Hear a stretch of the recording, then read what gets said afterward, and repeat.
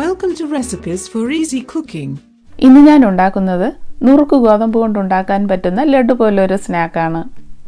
ഇത് കാണാൻ മോത്തിച്ചൂർ ലഡു പോലെയാണ്, നല്ല ടേസ്റ്റുമാണ്. ഇതിൽ ക്യാരറ്റും കൂടി ചേർത്ത് കുറച്ചുകൂടെ ഹെൽത്തി ആയിട്ടാണ് ഞാനിത് ഉണ്ടാക്കുന്നത്. ലഡു ഉണ്ടാക്കാനായി ഞാനൊരു അര കപ്പോളം നുറുക്ക് ഗോതമ്പ് എടുത്തിട്ടുണ്ട്. 1/4 കപ്പ് പഞ്ചസാര, 2 ചെറിയ ക്യാരറ്റ് തൊലി മാറ്റി കഴുകി വെച്ചിട്ടുണ്ട്. ഇതുപോലെ കുറച്ച് ഏലക്കയും എടുത്തിട്ടുണ്ട്.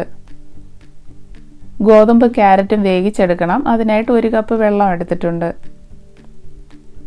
1 ടേബിൾ സ്പൂണോളം പാൽപ്പൊടി. ലഡുവിന് ടേസ്റ്റ് കൂടാനായി സാധാരണ പാല് ചേർക്കാറുണ്ട്. പാൽപ്പൊടി ഇല്ലെങ്കിൽ 1/4 കപ്പ് പാല് ചേർക്കാം.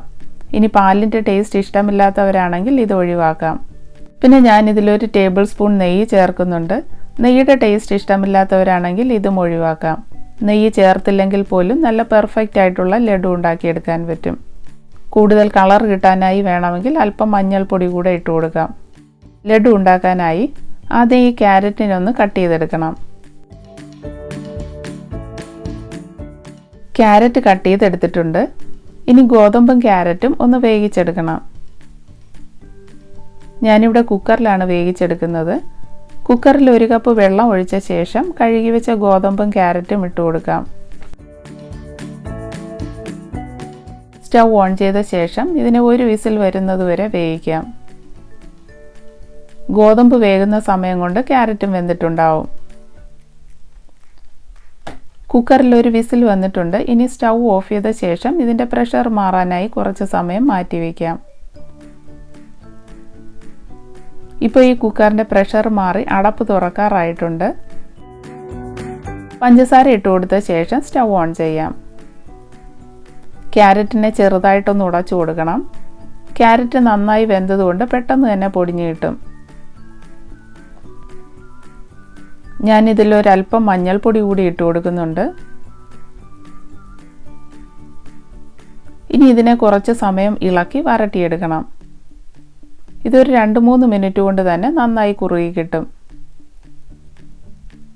ഇതുപോലെ നന്നായി കുറുകി കഴിയുമ്പോൾ 1 ടേബിൾ സ്പൂൺ പാൽപ്പൊടി ഇട്ട് കൊടുക്കാം.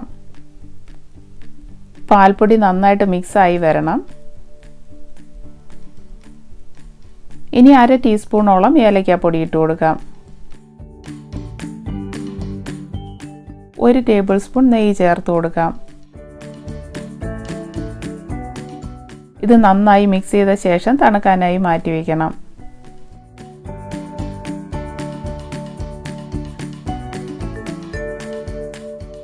ഇതിപ്പോൾ നന്നായി തണുത്തിട്ടുണ്ട്. ഇനി കയ്യിലൊരല്പം നെയ്യോ എണ്ണയോ തേച്ച ശേഷം ഇതുപോലെ അല്പം എടുത്ത് ഉരുട്ടിയെടുക്കാം. ഒരു ഉണക്കമുന്തിരി കൂടെ വെച്ച് ഇതുപോലെ ലഡു പോലെ ഉരുട്ടിയെടുക്കാം. ഇത് കാണാൻ മോത്തിച്ചൂർ ലഡു പോലെ തന്നെയുണ്ട്, കഴിക്കാൻ നല്ല ടേസ്റ്റുമാണ്. ഈ വീഡിയോ ഇഷ്ടപ്പെട്ടെങ്കിൽ കമൻറ്റ് ചെയ്യുക, ഷെയർ ചെയ്യുക, സബ്സ്ക്രൈബ് ചെയ്യുക. വീണ്ടും മറ്റൊരു റെസിപ്പിയുമായി വരുന്നതുവരെ ബി ഹാപ്പി, സ്റ്റേ ഹെൽത്തി.